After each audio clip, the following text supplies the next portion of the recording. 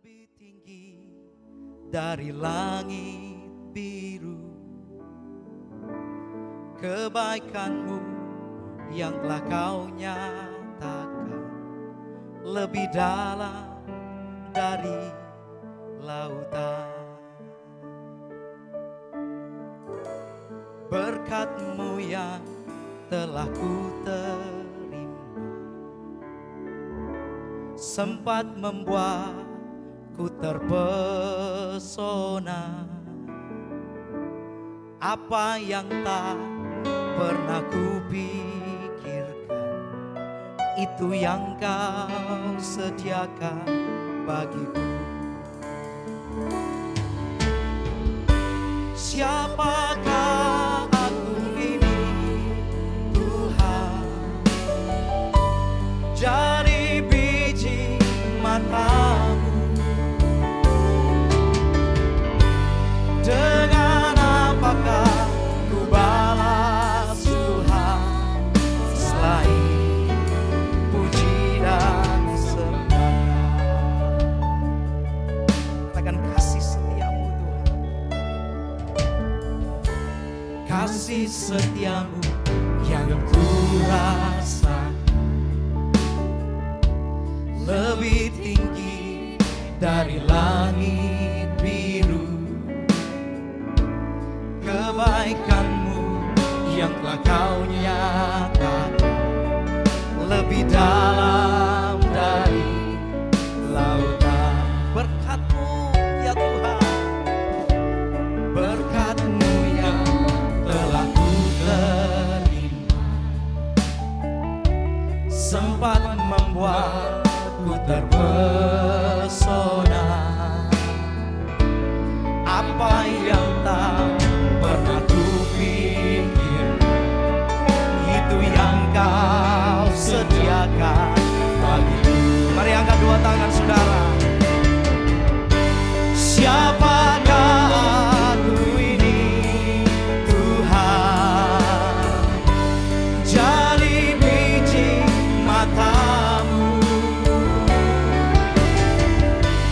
Dengan apakah ku balas Tuhan selain puji dan sembah?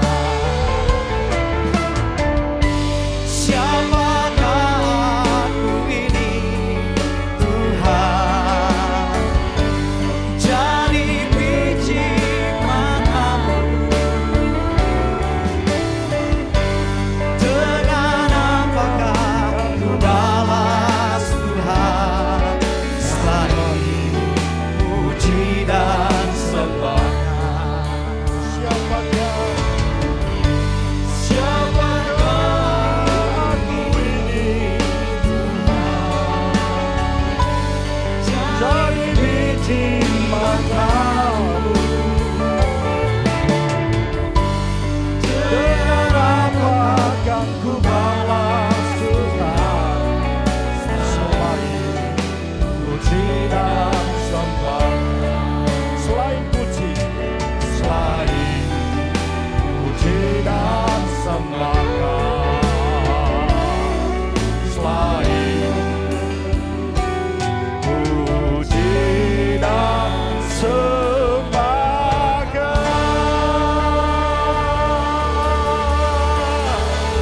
Tepuk tangan yang meriah bagi Tuhan kita. Tepuk tangan yang panjang bagi Allah kita.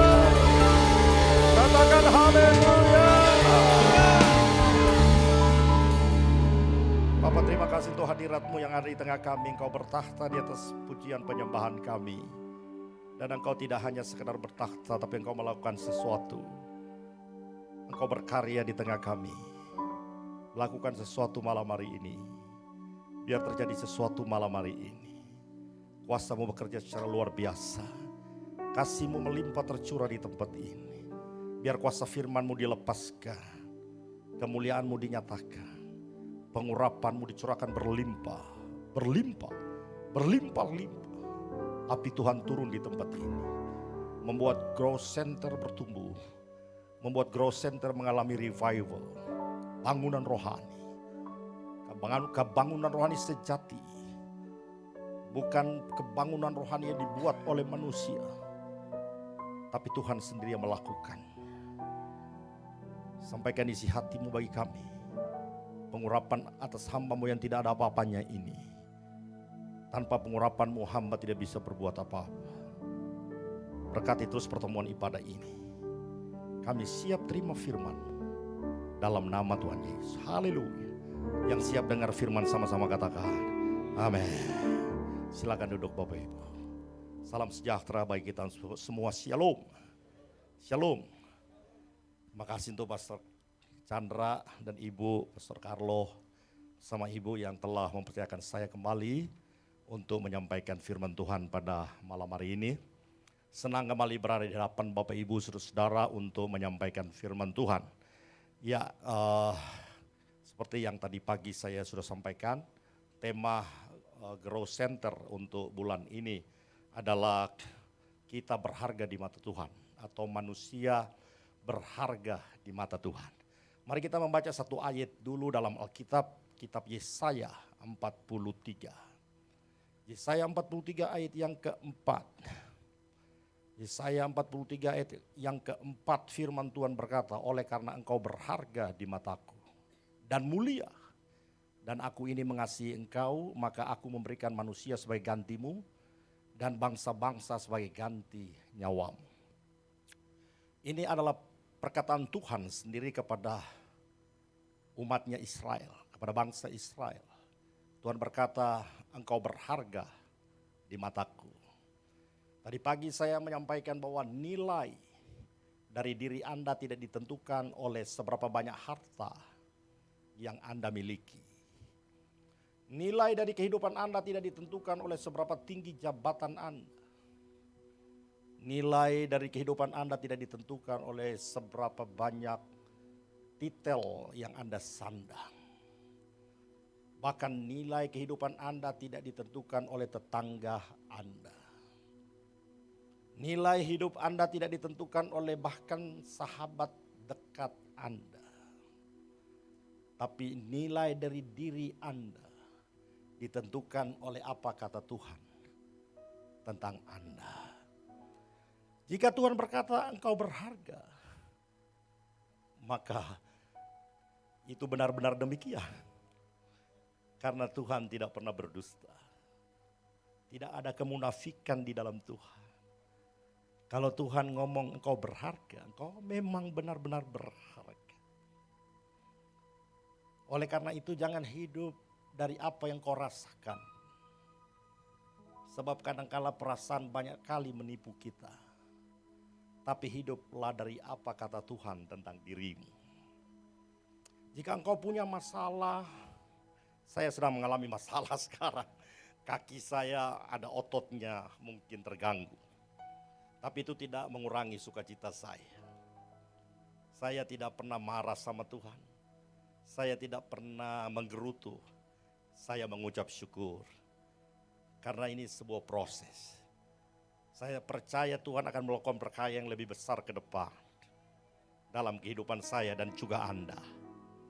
Setuju, katakan amin. Anda berharga. Ketika Anda punya masalah berat, jangan berpikir, Tuhan, apakah engkau sudah meninggalkan saya atau tidak?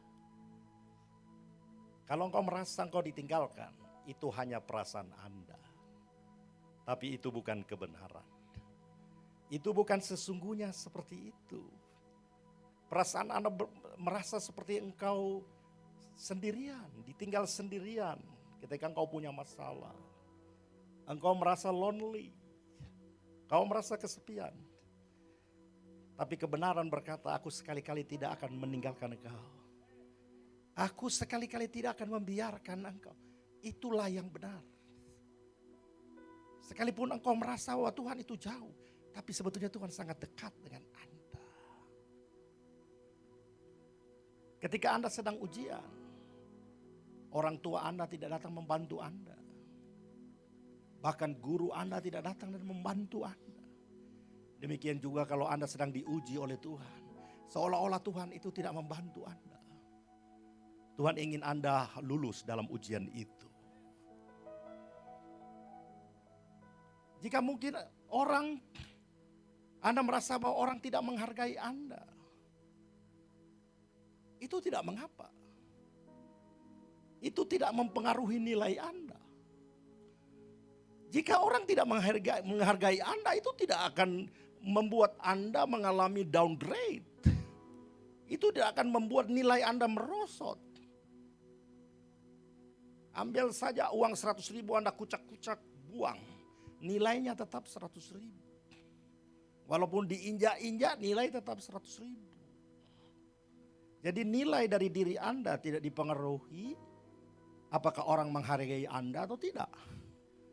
Makanya jangan mencoba untuk mencari penghargaan manusia. Sebab engkau akan kecewa. Mungkin ada orang yang menghargai engkau tapi tidak semua. Anda tidak bisa mengharapkan bahwa semua orang menghargai Anda.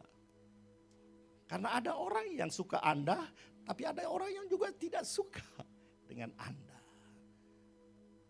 Oleh karena itu sekali lagi jangan berjuang untuk mencari penghargaan. Banyak orang kecewa karena pengen dihargai tapi tidak menerima. Jangan memburu sesuatu yang sudah ada di dalam diri Anda. Apa maksudnya? Karena Anda sudah berharga. Tidak perlu Anda mencarinya. Tuhan sudah ngomong bahwa engkau berharga di mataku. Itu yang benar. Makanya nilai Anda tidak ditentukan oleh apa kata orang. Tapi ditentukan oleh apa kata Tuhan. Yang kedua, itu yang pertama tadi. Nilai dari kehidupan Anda ditentukan oleh siapa pencipta Anda. Karya siapa Anda. Dari mana asalnya Anda. Mahalnya suatu produk. Itu ditentukan siapa yang menciptakan produk itu. Kalau Anda lihat Toyota pasti Anda tahu Jepang. Kalau Anda lihat Mitsubishi pasti Jepang. Asalnya Anda tahu.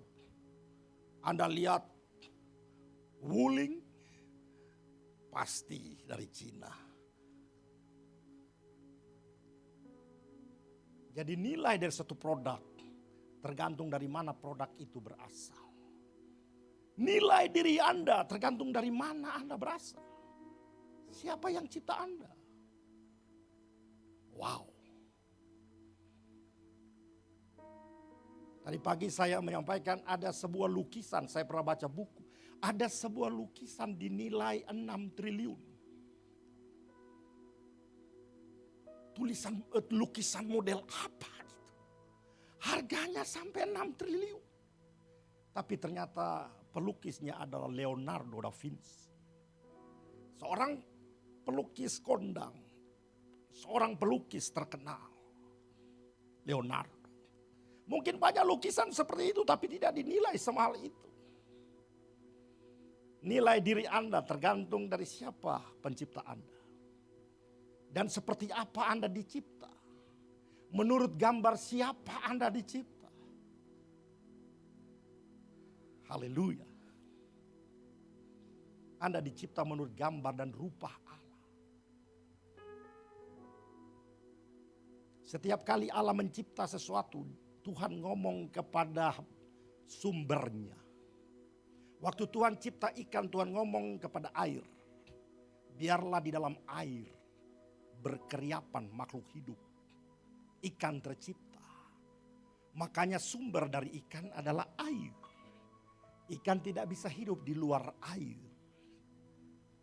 Ketika Tuhan menciptakan tumbuh-tumbuhan, Tuhan ngomong kepada tanah. Tanah adalah sumber dari tumbuhan. Tumbuhan tidak bisa tumbuh tanpa tanah. Waktu Tuhan cipta Anda, Tuhan ngomong kepada siapa? Tuhan ngomong kepada dirinya sendiri. Baiklah kita menjadikan manusia menurut gambar dan rupa kita. Wow.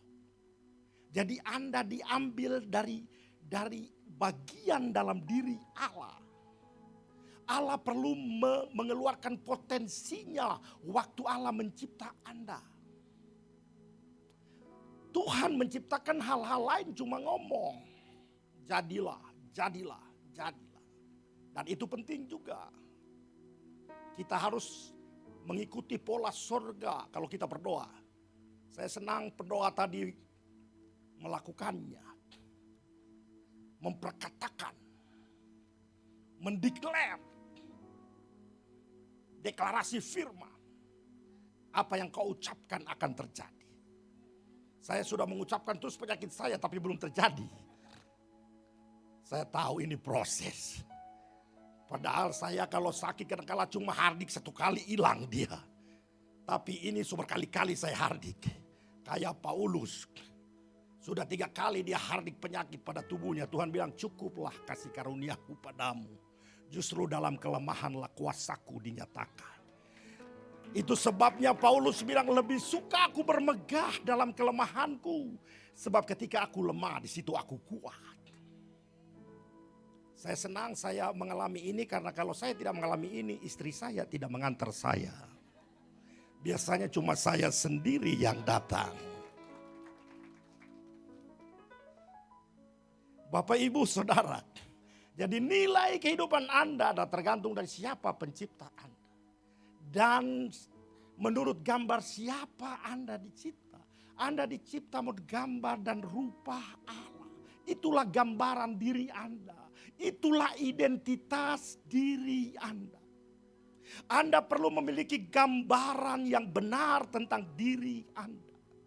Sebab kalau Anda memiliki gambaran yang benar tentang diri Anda akan mencapai kemaksimalan di dunia ini. Tapi kalau gambaran diri Anda masih kacau balau, Anda belum bisa memahami benar tentang identitas Anda, terutama tentang siapa Anda di dalam Kristus, maka Anda masih buram. Tapi Anda perlu tahu persis siapa Anda di dalam Kristus. Anda perlu memahami gambar diri Anda. Kenapa Daud itu sangat sukses? Tidak ada raja di Israel yang sesukses Daud. Bahkan dia bisa mempersiapkan kerajaan itu untuk anaknya Salomo. Daud mencapai puncak kejayaan dari kerajaan Israel. Padahal dia anak kampung. Dia bukan orang kota, anak kampung. Pekerjaannya tadinya hanya gembala beberapa ekor kambing domba. Tapi dia mencapai kemaksimalan. Saya pelajari karena dalam Mazmur 139 ayat 14 Daud berkata. Coba ditampilkan Mazmur 139 ayat 14. Daud berkata, aku bersyukur kepadamu oleh karena kejadianku dahsyat dan ajaib. Ajaib apa yang kau buat. Dan jiwaku benar-benar menyadari. Daud benar-benar sadar bahwa dia makhluk ajaib. Dia adalah ciptaan ajaib. Dia memiliki gambaran diri yang benar. Anda harus melihat diri Anda sama seperti Allah melihat diri Anda. Jangan melihat diri Anda menurut konsep Anda. Jangan melihat orang lain menurut konsep Anda. Tapi lihatlah orang lain dan diri Anda menurut cara Tuhan memandang Anda. Itu yang benar. Daud, dia paham benar. Dia mengerti, benar-benar mengerti.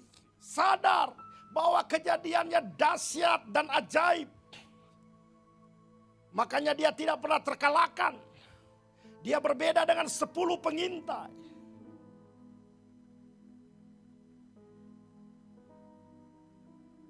Yang istilah sekarang katanya Anies itu antitesisnya Jokowi.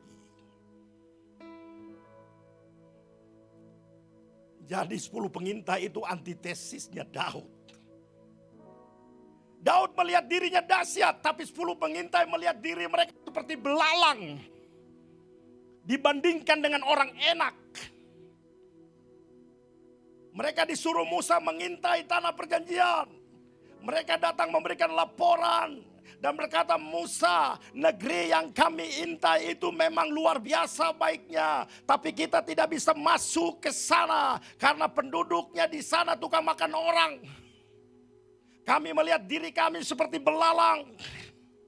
Anda bisa bayangkan kalau Anda melihat diri Anda seperti belalang, maka burung gagak pun terlihat seperti raksasa. Ayam kampung pun terlihat seperti raksasa. Jangan salah memandang diri Anda. Lihat diri Anda sama seperti Tuhan melihat. Kalau seandainya Anda bisa melihat teman di sebelahmu itu dengan cara pandangnya Tuhan, maka engkau akan terkagum-kagum melihat betapa hebatnya temanmu di sebelahmu itu. Cuma potensi itu perlu disadap keluar. Waktu Tuhan ingin memakai Musa, Tuhan menemui Musa. Tuhan bilang, Musa, aku ingin memakai engkau untuk menjadi pembebas umatku di Mesir. Karena aku mau menepati janjiku. Tapi Musa berdalih. Musa bilang, siapakah aku ini? Aku seorang yang tidak fasih lidah. Tidak tahu ngomong, tidak tahu bicara. Suruh orang lain. Musa melihat dirinya sebagai orang yang tidak bisa berbuat apa-apa. Tapi Tuhan melihat Musa sebagai pembebas terbesar di segala masa. Tapi awalnya Musa tidak tahu bahwa ada seorang pembebas terjebak di dalam diri dia. Yang perlu diekspos keluar. Makanya Tuhan menampakkan diri kepadanya melalui nyala api. Dia berdalih, dia menolak. Tapi Tuhan bilang tidak. Ada seorang pembebas terbesar yang terjebak di dalam diri kamu. Ada 5 kitab Taurat yang akan memberkati umat manusia yang terjebak di dalam diri kamu. Yang perlu dikeluarkan dari dalam diri kamu.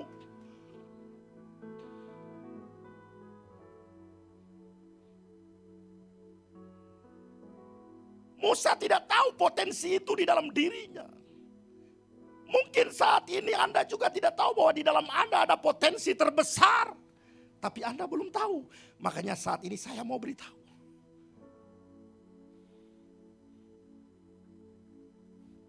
Jangan engkau remeh karena engkau mungkin hanya ibu rumah tangga.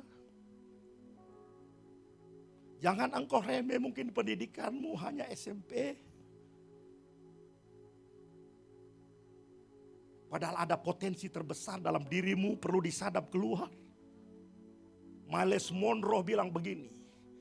Jangan mati dalam keadaan potensi masih penuh. Makanya dia bilang sebetulnya kekayaan terbesar di dunia ini bukan emas di Afrika. Tetapi di kuburan. Karena begitu banyak potensi masih terkubur di sana.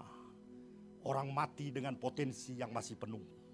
Usahakan engkau meninggal dunia ini dengan potensi yang sudah selesai. Kosong. Tepuk tangan yang meriah bagi Tuhan. Engkau sudah keluarkan semua. Engkau jadi berkat. Engkau berdampak. Ketika potensimu semua keluar, engkau berdampak. Jangan seperti 10 pengintai. Mereka memprovokasi jemaat yang lain. Mengikuti gambaran diri mereka yang rusak, yang hancur. Mereka mau melempari Yosua dan Kaleb yang memiliki gambaran yang benar tentang diri mereka. Karena 2 orang berkata, tidak, negeri itu baik dan kita telan habis penduduknya di sana. Karena Tuhan beserta dengan kita. Ini orang yang memiliki gambaran yang baik seperti ini. Memiliki gambaran yang benar. Katakan amin. Makanya ketika Tuhan mau memakai seseorang untuk menjadi pembebas terbesar. Hal pertama yang Tuhan ingin pulihkan adalah gambar diri. Ketika Tuhan menemui Gideon. Gideon bersembunyi. Dia mengirik gandum di tempat pemerasan anggur. Anda tahu biasa orang mengirik gandum di luar supaya sekamnya itu ditiup angin. Tapi Gideon melakukan, saya pernah ke Israel, saya masuk di tempat pengirikan, di tempat pemerasan anggur, memang di dalam. Ada lubang lagi di dalam. Nah Gideon sama dengan orang di sini batapis beras. Bayangkan batapis beras di dalam gedung, di dalam ruangan, di dalam lubang. Kenapa? Panako. Karena waktu itu Israel sedang dijajah oleh orang Midian. Dia takut mau dibunuh oleh orang Midian. Tapi di tengah-tengah Gideon ketakutan seperti itu, Tuhan datang. Tuhan bilang, hei pahlawan yang gagah berani. Lo Gideon ini bersembunyi panako. Tapi Tuhan bilang, hei pahlawan yang gagah berani.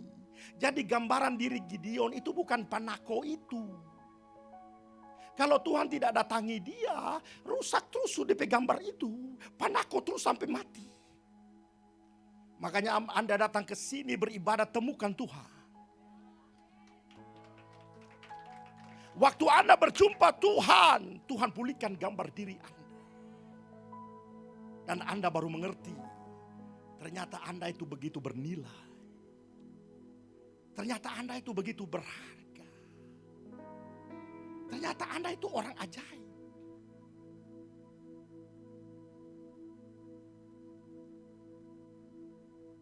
Lihat dulu kiri kananmu, orang di sebelahmu. Ajaib dia, muka ajaib atau muka permohonan? Wow.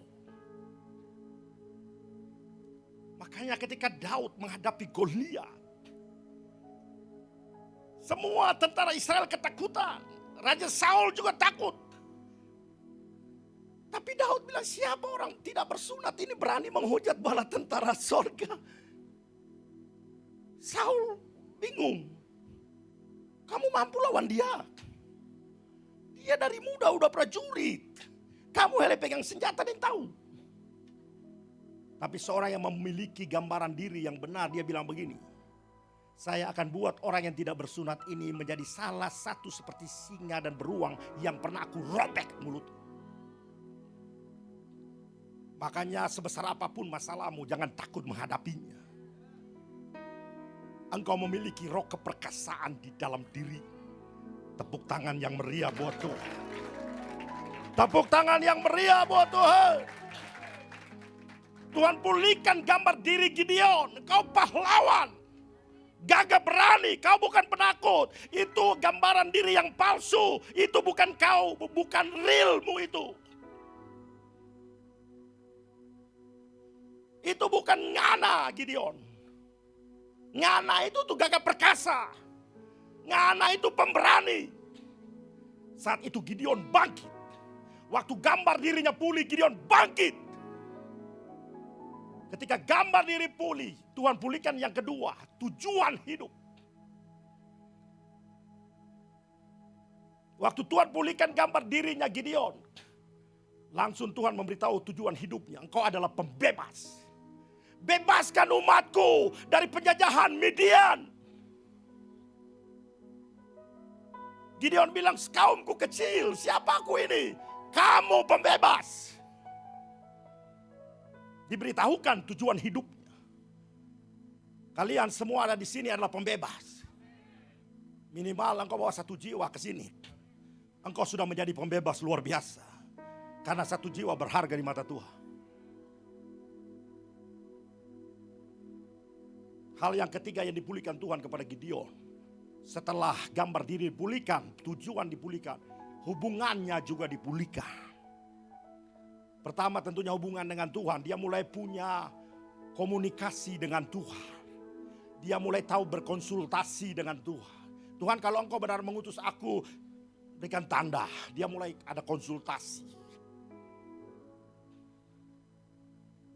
Kalau yang kita taruh di sini cuma itu yang basah, berarti betul.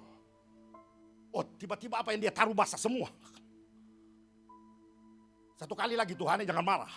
Kalau yang kita taruh di sini, semua yang lain kena ambun, cuma itu yang nyanda. Berarti betul-betul. Dan cuma itu yang kering. Dia mulai ada relationship dengan Tuhan. Dan juga lebih dari itu, tadinya dia eksklusif. Dia bersembunyi di lubang sendiri. Nyana ada tamang. Tapi setelah dia dipulihkan, gambar dirinya dipulihkan. Satu kali kumpul 32.000. Bayangkan orang yang nyana ada teman satu pun tiba-tiba keluar langsung dapat teman 32.000. Sampai Tuhan minta ampun, Gideon terlalu banyak ini orang Gideon. Nanti kalau dorang berperang, dorang menang, nanti dorang pikir dorang pakai kekuatan. Aku ingin kalian tahu bahwa itu bukan karena kamu, tapi karena aku, kata Tuhan. Anda bisa seperti ini karena Tuhan, bukan karena Anda. Kita menjadi benar bukan karena kebenaran kita, tapi karena kebenaran Kristus. Tepuk tangan yang meriah, tepuk tangan yang meriah buat Allah kita. Tuhan bilang terlalu banyak gini. Suruh pulang yang padaku. Kon sadiki jo pulang. Ternyata manusia di dunia ini paling banyak padaku. Karena yang pulang 22.000. Berapa? 3/4 ya. 22.000. Yang tersisa 10.000. Tuhan bilang masih terlalu banyak gitu. Turun ke kali. Lihat orang bicara minum. Nanti kita kasih tunjuk. Yang minum begitu kasih pisah. Ternyata cuma 300 orang. Dan dengan 300 orang ini Gideon menyelamatkan Israel dari cengkraman bangsa Media. Tepuk tangan yang meriah. Haleluya. Yang kedua, apa yang menentukan Anda bernilai, berharga? Yang menentukan Anda berharga adalah milik siapa Anda. Ada gitar. Tadi Budi pakai gitar, Budi tadi. Mantap. Kita kira ada Hillsong di muka.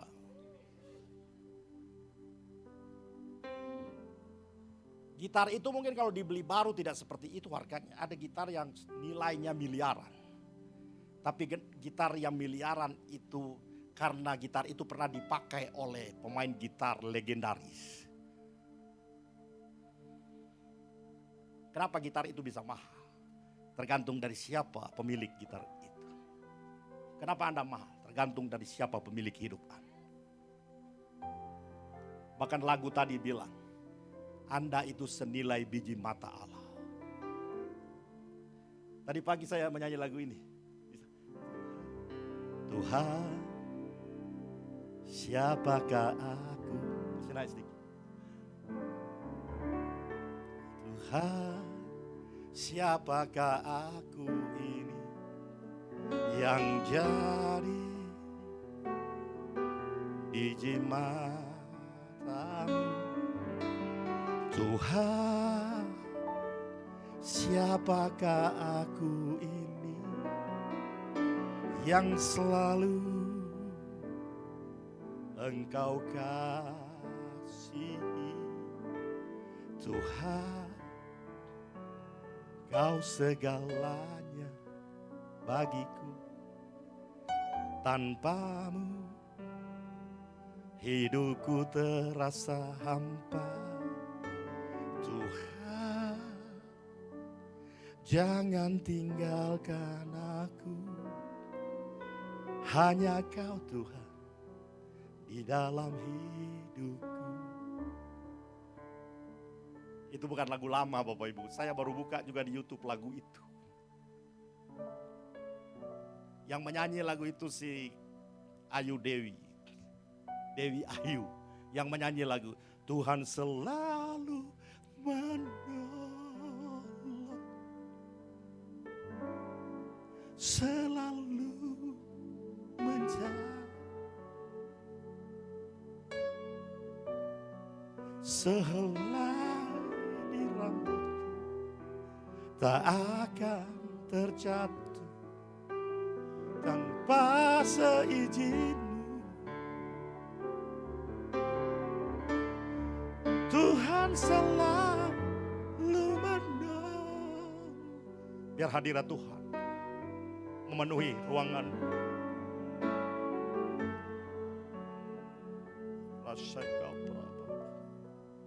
Dia menyenangkan.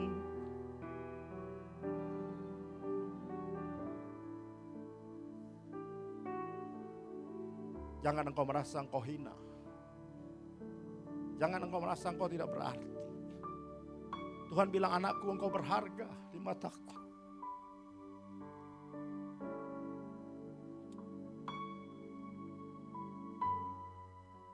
Engkau berarti. Siapapun Anda.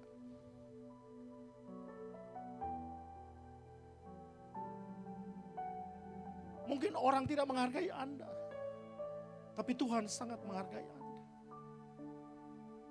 Dan yang terakhir, nilai dari diri Anda ditentukan oleh dengan apa Anda ditebus.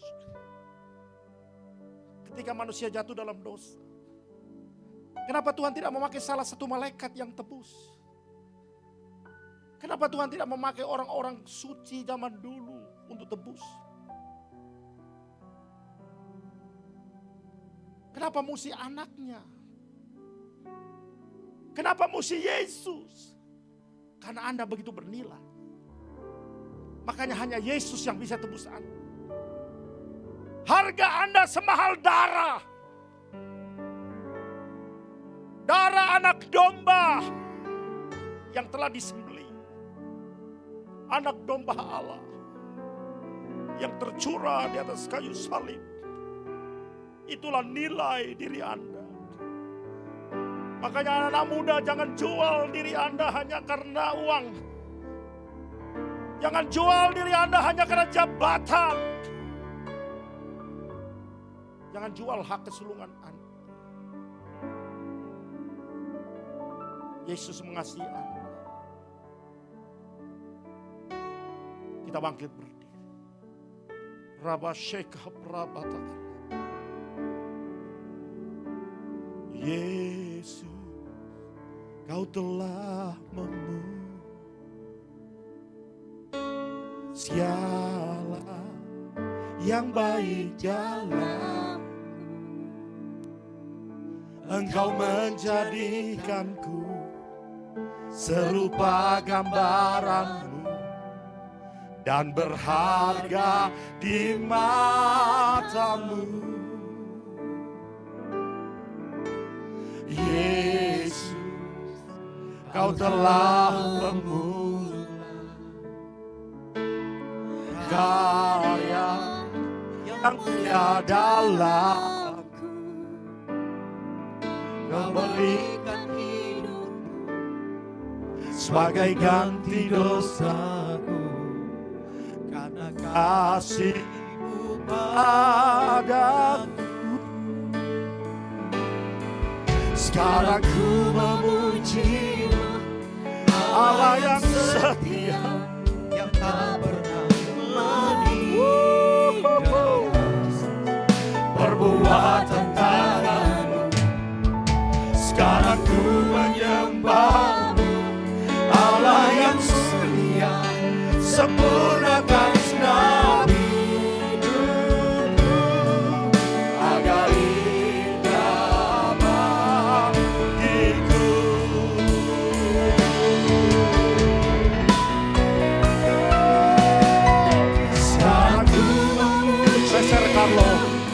Allah yang setia, yang tak pernah meninggalkan. Perbuatan tangan-Mu, sekarang